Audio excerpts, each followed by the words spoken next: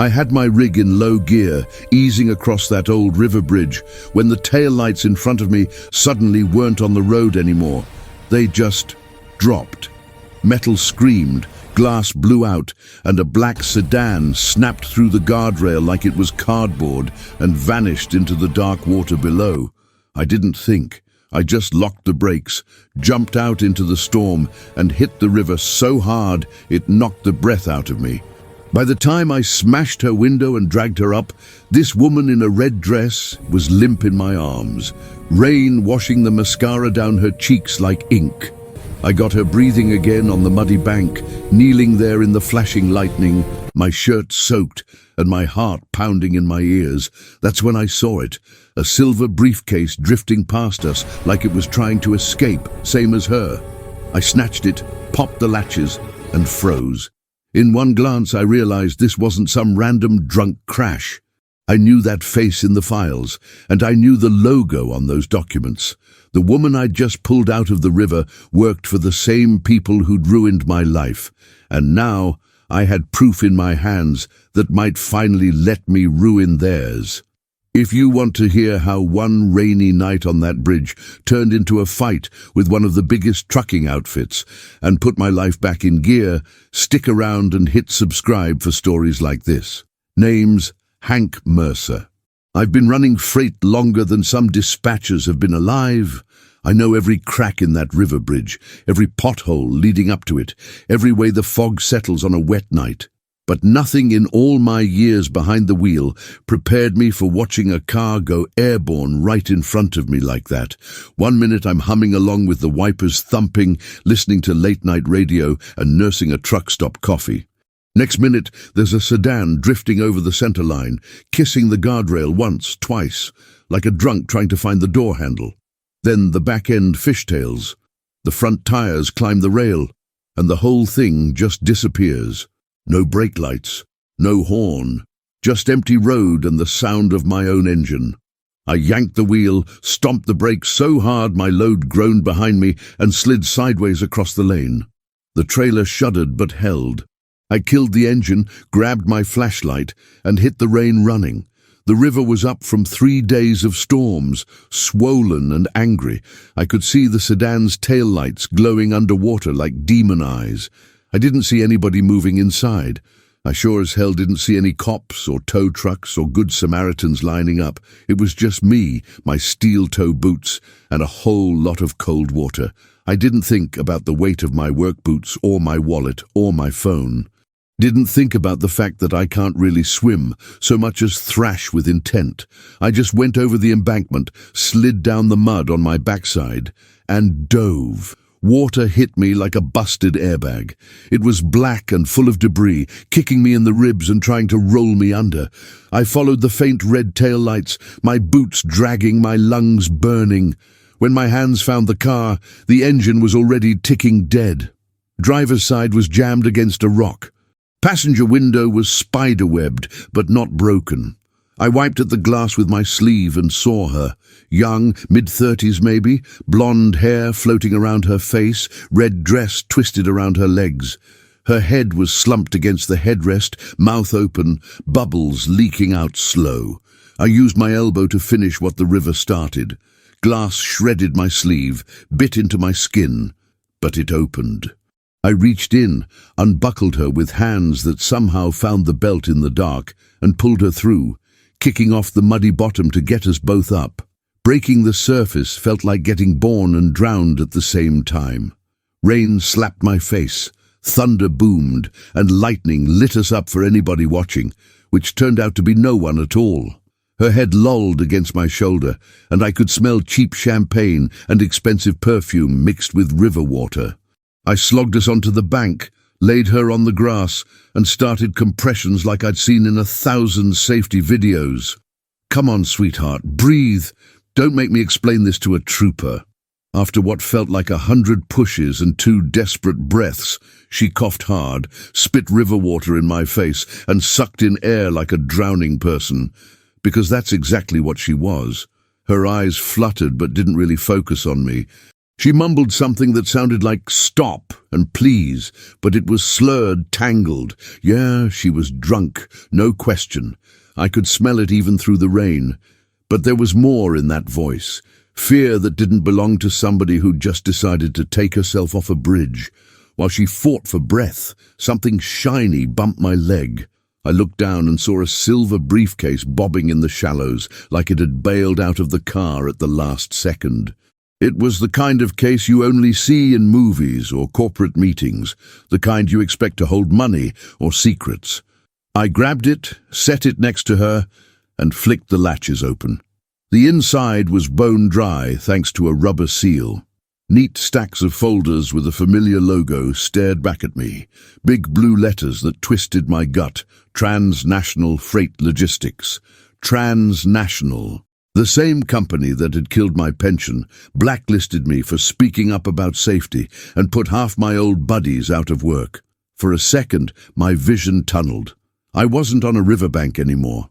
I was sitting in an office 2 years earlier, listening to some slick HR guy explain how my attitude made me a poor culture fit after I'd reported a trailer with faulty brakes. I remembered the look on my wife's face when I told her I'd lost the job, remembered the foreclosure papers.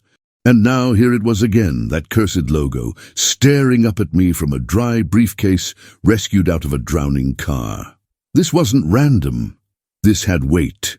I thumbed through the top few pages just enough to see big words, safety violations, falsified logs, federal investigation, and a name at the bottom of one memo, clean and sharp in black ink, the same name printed on the ID badge clipped inside the lid. That's when I realized the half-conscious woman I'd just dragged out of the river wasn't just anybody. She was Claire Addison, Chief Compliance Officer, TransNational Freight Logistics, the very woman who was supposed to keep them honest. And as I stared at her ID photo and then down at her pale, shaking face, it hit me like a jackknife skid. If Claire Addison's car had accidentally gone off that bridge, then maybe someone up there on the hill had decided they didn't need her to be honest anymore. What I didn't know, kneeling in that rain with my hands still bleeding glass, was that by saving her, I'd just painted a giant target on my own back, and the people who wanted her gone were already on their way to make sure I went with her. Cops finally showed 15 minutes later, lights bouncing off the water like carnival colors. EMTs took Claire, strapping her down, asking her questions she couldn't really answer. They asked me what happened. I told them what I saw. Car drifted, hit the rail, went over, seemed like a drunk driving accident. I left out the briefcase. Instinct, I guess. Or maybe I've just been lied to by enough suits to want proof in my pocket before I tell anyone what I've got. I slipped the case into my cab while the trooper was turned away, telling himself he'd write the report later. Nobody questioned it. To them, I was just another trucker who'd been in the wrong place at the right time. They took my statement, handed me a card, told me I was a hero. That word never sits right with me. Heroes are young guys in uniforms who don't get to grow old. Me, I'm just stubborn and too dumb to watch something bad happen and keep driving. Dispatch rerouted my load and told me to get some rest. I parked at a little truck stop outside town, climbed into the sleeper, and finally opened that briefcase proper. Inside were months of internal emails printed out, accident reports, maintenance logs. I saw patterns before I even started reading. Same lanes, same shippers, same maintenance vendor signing off on the same trailers over and over. And tucked in the back, a thumb drive taped inside a manila envelope labeled "Outside Counsel Only." I plugged it into my beat-up laptop, half expecting it to explode.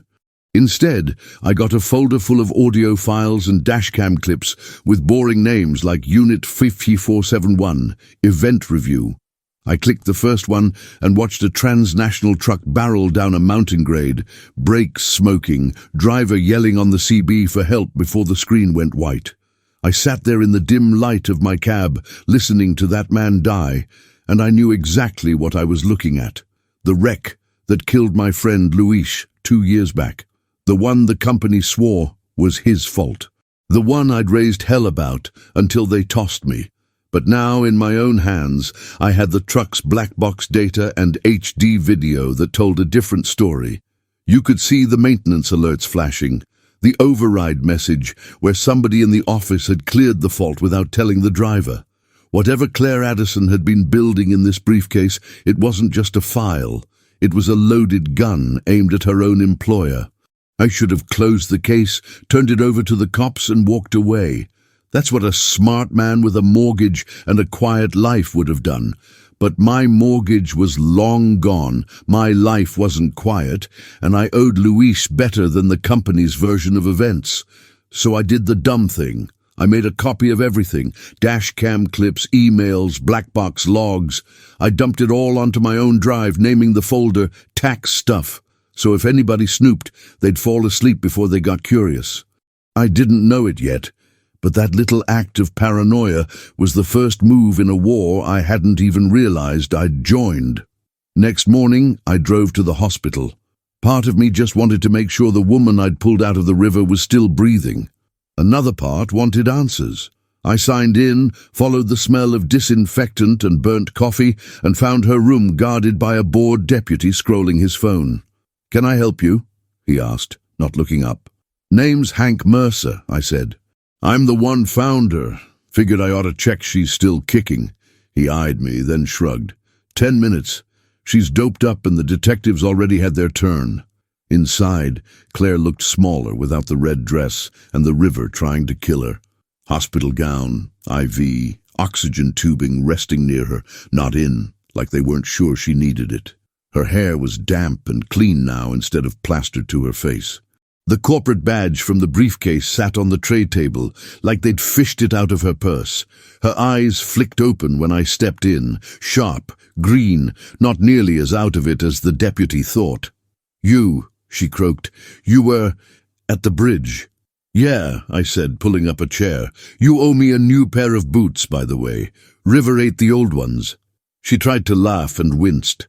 "I'm sorry, I shouldn't have been driving." "Yeah, well, people do stupid things when they're drunk," I said. "Could have called a cab." Her gaze went hard then, sober, cutting through the fog. "I didn't get drunk on purpose." I frowned. "Ma'am, I could smell the booze from the bank." She swallowed. "I went to a company party. They were celebrating closing a major risk exposure. That's what the invite said. I had 1 glass of champagne, maybe 2. Next thing I remember is headlights and then your face. I'd spent enough nights in bars to know what she was describing. You think someone slipped you something?" "I know they did," she said quietly, "because I've been working on something that would cost them billions if it saw daylight. And yesterday my access badge stopped working, my emails locked me out, and my boss asked me to take a leave to get my head straight." She looked down at her hands, at the faint bruises where the steering wheel had caught her. "So I went home, packed up everything I could, and headed to a contact in the DOJ. That bridge isn't exactly on the way to my house, is it?" "No, ma'am," I said. "It's not." We sat there with the beeping machines filling the silence. Pieces clicked into place in my head, like gears in a transmission. Spiked drink, sudden career suicide, car somehow hopping a guardrail on a stretch of road I knew like the back of my hand. "You don't think your brakes just failed?" I said slowly. "You think somebody helped 'em fail?" She met my eyes. "Mr. Mercer, I don't think anything anymore, I know. Because 3 months ago your name came across my desk. I saw what they did to you and I signed off on a memo I didn't agree with. Driver attitude problem, non-compliance with safety culture. I let them bury you. That stung more than I wanted to admit. So why keep digging after that?" I asked. "Because guilt is a hell of a motivator," she said, voice barely above a whisper. "And because once I started pulling on the thread with your case on it, the whole company started to unravel." She closed her eyes briefly, then opened them again with decision. "I'm going to finish what I started. You saved my life. I owe you that much. But if I'm right about what happened on that bridge, you're in danger now too." "What makes you say that?" I asked. "Because the last thing I remember," she said, "before everything went black, was seeing your truck in my rearview mirror, right after the warning light for my brakes turned off all by itself. And that was the moment I realized whatever had tried to kill Claire Addison might have been perfectly happy to take me over the side of that bridge with her. I walked out of that hospital room feeling like I'd just driven through a whiteout. On paper, I was a nobody, independent driver, old rig, mid-range credit score, no union behind me. TransNational was a monster with lawyers thicker than mosquitoes in July. If they'd really tried to erase their own compliance officer, what chance did I have? I should have gone back to hauling freight, pretended none of this touched me. Instead, I grabbed 2 coffees from the cafeteria and went back in. "All right," I said, setting one down where she could reach it. "You said you're gonna finish what you started. How?" Her eyes narrowed. "Why do you care, Mr. Mercer?" "Because I heard my buddy Luis die on one of those dash cam clips in your briefcase," I said. "And because my name is somewhere in your paperwork already. You don't owe me a thing. But if someone up the food chain thought running you off a bridge was easier than admitting their trucks are rolling coffins, then I've got skin in this game, whether I like it or not." She stared at me for a long beat, then nodded once. "Okay, then here's the plan." Over the next 10 minutes, Claire laid it out. She'd been quietly compiling evidence for months. Maintenance records, falsified inspection reports, internal emails where regional managers bragged about optimizing uptime by clearing safety alerts remotely. She had data tying those decisions to specific crashes, like Luis's. Her idea had been to hand everything straight to a federal prosecutor she trusted. "Except they cut you off before you could walk it into the building," I said. "Exactly," she said, "but they don't know I already took most of it off the company servers. What they do know is I disappeared with a briefcase. They're going to want that back. They're probably not sending flowers to my truck either," I said. "Case is in my cab." She winced. "Then you need to move it. Now." I already had. Before I came to the hospital, I'd stopped by an old friend's garage. Ray, a retired mechanic with a bad back and a worse poker face. The briefcase was sitting inside an oil-stained locker with a padlock that had beaten 2 break-ins already.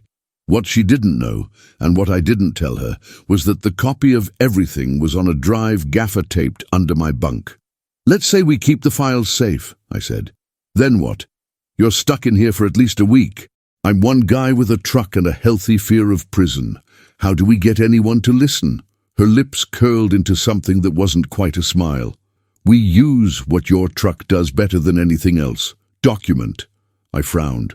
"You lost me." "Your ELD," she said. "Your electronic logging device. It tracks where you go, how fast you drive, when you brake. We use your truck and your route history to prove they've been clearing safety alerts remotely while drivers are still rolling. If we can show a pattern, it becomes a story. Even a local news station can't resist." I thought about all the times my dash had lit up and then mysteriously gone clear after a 5-minute hold at a way station. "You saying my own records are evidence?" "I'm saying your records plus my files equal a narrative," she said. "People don't pay attention to data. They pay attention to stories. Whistleblower tries to expose deadly trucking practices, is nearly killed in suspicious accident, saved by driver company once blacklisted for complaining about the same thing. That's news." I whistled low. "You sure you're in compliance and not marketing?" She shrugged, wincing as the movement tugged her stitches. "You learn to sell things when no one wants to hear them." The more she talked, the more my blood warmed. It wasn't just about revenge anymore. It was about finally getting someone to admit the system was rigged, that drivers were being treated like disposable parts in a machine that didn't care what happened when they failed. "All right," I said. "Let's say I'm in. First step? First step is you act normal," she said. "You run your routes, you keep your log clean. If they're watching, we want them relaxed. Meanwhile, you send copies of your last year of ELD data to this email address." She scribbled on the back of a discharge form. "It's my personal system, encrypted off-site." "And second step?" I asked. She hesitated. "We wait for them to make another move." "Why?" "Because if I'm right, They're not going to call the police and say our compliance officer stole a bunch of files that prove we've been lying to regulators, she said. But they can come after you under 100 different pretexts. Speeding tickets, DOT inspections, anonymous complaints. We let them show their hand. Every bogus action they take is another piece of our case. I didn't like the idea of painting a bigger target on my rig, but she wasn't wrong. I'd seen how creative companies could get when they wanted a driver gone. I've got one condition, I said, standing. Next time you plan on blowing up a billion-dollar company, maybe don't do it alone. Call me. We'll plan the fireworks together. For the first time since I'd met her, she smiled for real. Deal, Mr. Mercer. Hank, I said. If we're going to war together, you can call me Hank. I left the hospital that afternoon with two things I hadn't expected to find on a rain-slick bridge at 2 in the morning. A sense of purpose and a partner. What I didn't realize, rolling my rig back onto the interstate with my logs clean and my mirrors checked, was that someone inside TransNational had already pulled my driver profile. And by the time the sun set on that first day, the company I used to work for had quietly flipped a switch that was going to try and take me off the road for good. I found that out a week later, standing on the shoulder of I-84 with blue lights in my mirrors, and a state trooper telling me my CDL had just been suspended for an accident I didn't even know I'd had. The trooper was polite about it, I'll give him that. He walked up, handed me my license and said, Mr. Mercer, I'm going to need you to step out of the vehicle. What's the problem, officer? I asked, heart already doing a slow burn. Got a notice from the state, he said. Your commercial license shows a pending suspension, hit and run citation out of county last week. I laughed before I could stop myself. That's impossible. I've been on video at every way station from Boise to Fargo. I haven't so much as tapped a cone. We can sort it out, he said, not unkindly. But until it's cleared, you're not legal to drive this truck. He had the authority and the paperwork. Arguing with him would be like arguing with the weather. I climbed down, watched as my rig got hooked to a tow I didn't order, and signed a citation for an accident I'd never seen. Somewhere, a printer in a cubicle farm spat out a copy for TransNational's legal department to file away under problem solved. It took 3 days to get a hearing. 3 days of motel rooms and bad coffee, and my phone blowing up with calls from brokers, wondering why their reliable Hank suddenly couldn't haul. In that hearing, I saw the pattern Claire had warned me about. They had photos, blurry shots of a truck that looked a lot like mine, clipping the bumper of a TransNational trailer in a warehouse yard, driving off. They had a plate number that matched mine except for 1 digit. They had a statement from a dock manager I'd never heard of. Looks pretty cut and dried to me, the clerk said, ready to rubber stamp my livelihood away. Pull my ELD, I said. You've got the authority. Check my route that day. Check my location every 15 minutes. If you can put my rig in that yard when your witness says it was, I'll hand you my license and walk home. It took them 4 hours to get the data from my device supplier. 4 hours of me staring at the wall and Claire texting me updates from her hospital bed, because of course she'd charmed the nurse into accidentally leaving her tablet behind. When the clerk finally looked at the report, his eyebrows went up. Huh? Her good or her bad? I asked.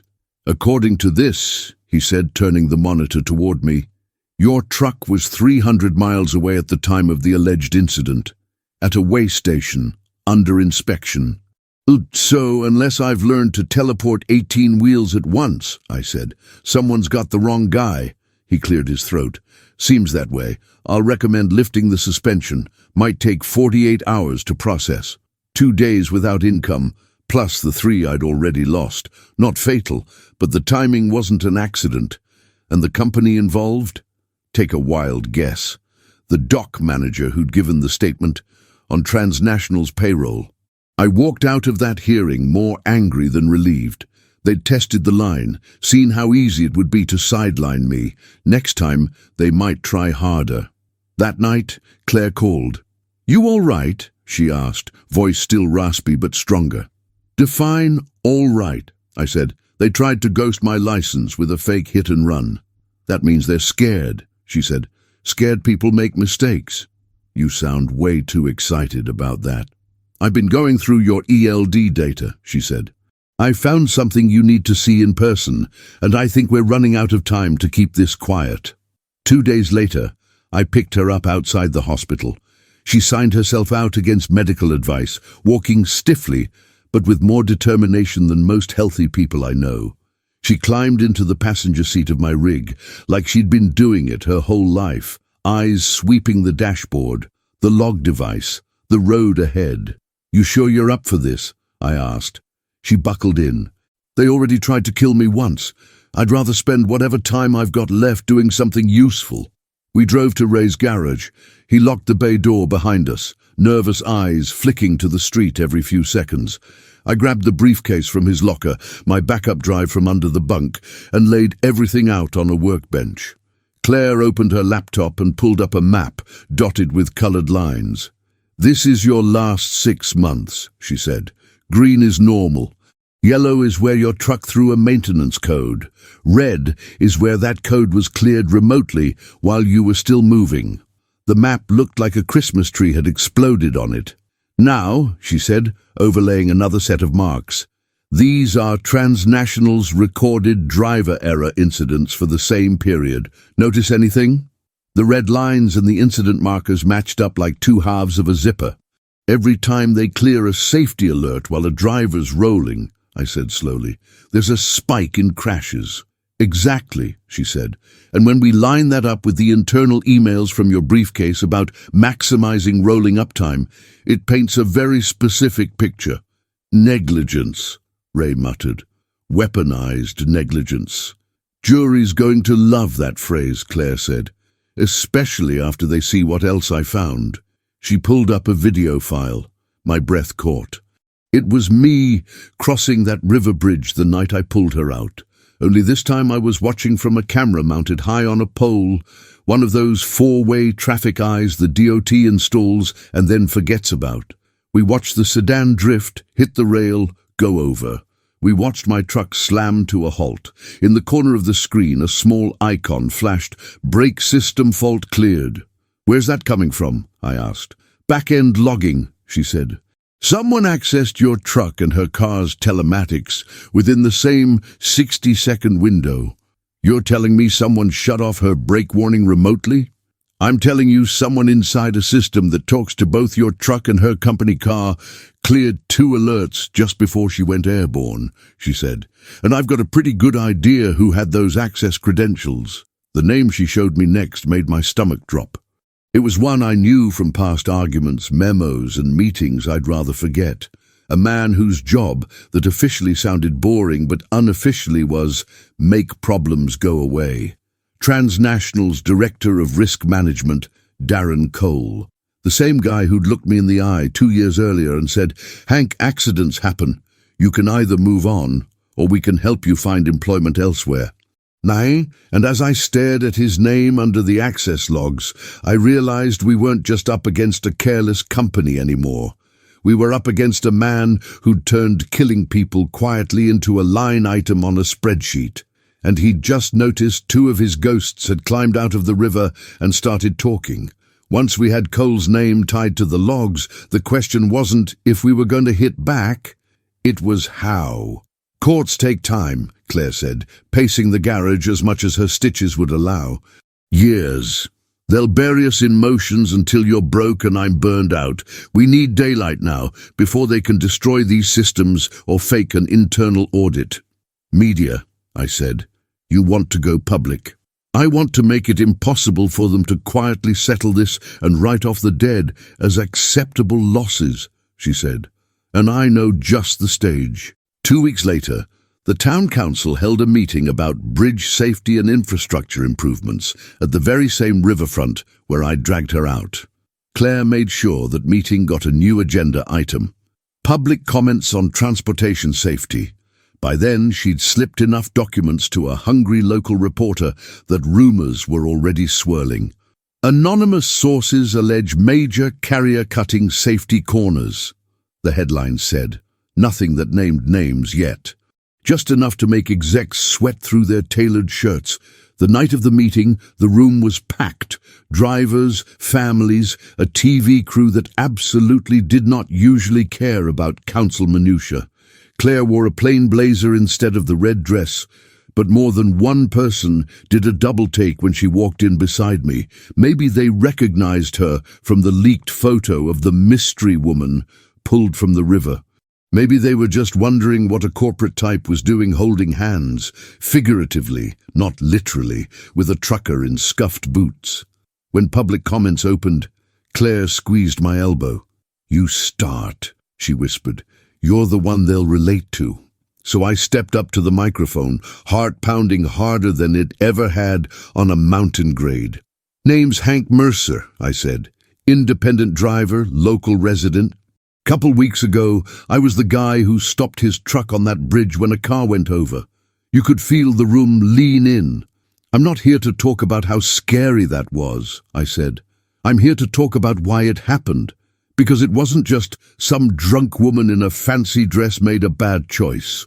I told them what I'd seen that night, sticking to the facts. Then I told them about Luis, about the black box data, about the pattern in my ELD logs.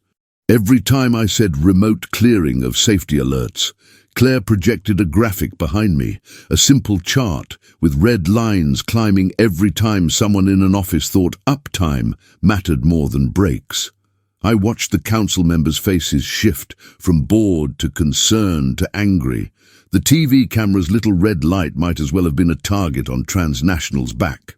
"And here's the part that matters most," I said, voice rough. "Every one of those red lines, that's not just a statistic. That's someone's dad, someone's kid, someone's wife on the road with a truck that's been told, 'You're fine, keep going,' when it damn well isn't." I stepped aside, and Claire took my place. "My name is Claire Addison," she said, no hesitation. "Until 2 weeks ago, I was the Chief Compliance Officer at TransNational Freight Logistics." A murmur rippled through the crowd. The reporter's eyes went wide. Even the council chair sat up straighter. "I was hired to keep that company honest," she continued, "to make sure we followed the law and kept our drivers and your families safe. When I discovered that certain executives were deliberately overriding safety systems to keep trucks moving and profits high, I documented it. I tried to stop it. The night my car went off that bridge, I was on my way to deliver those documents to federal prosecutors." She tapped the stack of folders on the podium. "These are copies," she said. "The originals are in safe hands. They show emails from Darren Cole, Director of Risk Management, authorizing remote clearing of brake alerts without consulting drivers or maintenance. They show him discussing payouts to families as cheaper than downtime. They show my attempts to intervene, and the pushback I received. She didn't describe the spiked champagne or the locked badge. Not yet. That part would sound too much like a conspiracy theory without context. But she did play the traffic cam video of the bridge. "This is the night I nearly died," she said, "and the only reason I'm standing here is because a driver this company tried to silence refused to look the other way." We let the room sit with that. While the video looped, my rig breaking, her car vanishing, lightning strobes freezing the whole scene like a grim postcard. Then Claire did something I hadn't expected. She stepped away from the microphone, took my hand, not for the cameras, just because, and looked straight at the council. "I'm not asking you to fix federal trucking regulations tonight," she said. "I'm asking you to treat what we're showing you as the beginning of a conversation, not the end. Refer this to the State Attorney General. Demand a full investigation. And to everyone watching at home, if you've lost someone in a crash with a carrier who told you it was just driver error, I want you to know, it might not be." Phones came out. People started filming everything. The council chair cleared her throat and did the only thing she could with half the town watching. "We'll be forwarding all of this to the appropriate authorities," she said stiffly. "And we will be requesting a temporary halt on TransNational's operations in our jurisdiction pending review." That was the first domino. By morning, the video of our testimony had gone viral. Truckers shared it in private Facebook groups. Families of crash victims reached out. Other employees inside TransNational started sending anonymous tips to Claire's encrypted inbox. And Darren Cole, he went on TV looking calm as a statue and called us disgruntled individuals misrepresenting isolated incidents. Which might have worked if we hadn't already given the black box logs and the access records with his login on them to a very interested federal prosecutor. 2 months later, TransNational announced a restructuring due to unforeseen regulatory challenges. Translation: the feds had raided their headquarters, and Darren Cole had been led out in handcuffs for tampering with safety systems and obstructing justice. Drivers got called into meetings and told they'd been underpaid. Settlement checks started appearing. Families got letters saying their cases were being reopened. The company's stock tanked. Other carriers quietly stopped clearing alerts remotely. As for me, I got a call from a safety consultancy that worked with honest carriers, the kind that still exist if you look hard enough. We need people who understand the road and aren't afraid to speak uncomfortable truths, they said. Claire tells us you're very good at that. I took the job. Still haul sometimes, but now I also sit in rooms where my old bosses used to sit, showing them charts and videos and telling them flat out, if you send that truck out like this, I'm going to testify against you when it kills someone. Claire and I kept working together too. What started as late-night calls about data turned into early morning chats about anything but trucks. Turns out, once you strip away the corporate titles and CB handles, we were both just people who'd been backed into a corner and decided to punch our way out instead of curl up. One evening, months after that first storm, we drove back to the bridge. River was calm this time, sky clear. She stood at the railing, looking down at the spot where her car had gone under. "You know," she said, "I don't remember much about that night, just flashes. But I remember thinking as the car broke through that I'd made a mistake trying to do this alone." "You did," I said, "but you fixed it." She smiled sideways at me. "We fixed it." We stood there in comfortable silence for a while, listening to the water. Then she bumped my shoulder with hers. "So," she said, "you ever going to tell this story on that little YouTube channel of yours? The one where you rant about bad parking etiquette and truck stop coffee?" I chuckled. "Was thinking about it. Folks out there like hearing when the bad guys actually face the music. Gives them hope on those long shifts." "Then you should," she said. "Tell it all. The river, the briefcase, the part where the woman you saved spends the rest of her life trying to be worth the trouble." "Careful," I said. "Talk like that, people might think we're a couple." She slipped her hand into mine. "Let them." So that's what I did. I got back in my rig, turned on the mic and told you everything I just told them. Because if there's one thing this whole mess taught me, it's that stories are how we keep each other safe. Not just cautionary tales, but proof that sometimes, just sometimes, the little guy drags an angel out of the river and finds out she's the one who helps him climb back onto solid ground. And if you've ridden with me this far, listening while you're wrenching on your car, pulling a shift, or trying to stay awake on some lonely highway, do me one favor. Hit that subscribe button and stick around, because every time you do, it tells people like Darren Cole that drivers' voices aren't going away quietly. There are plenty more miles and plenty more stories ahead. I'd be honored to have you riding shotgun.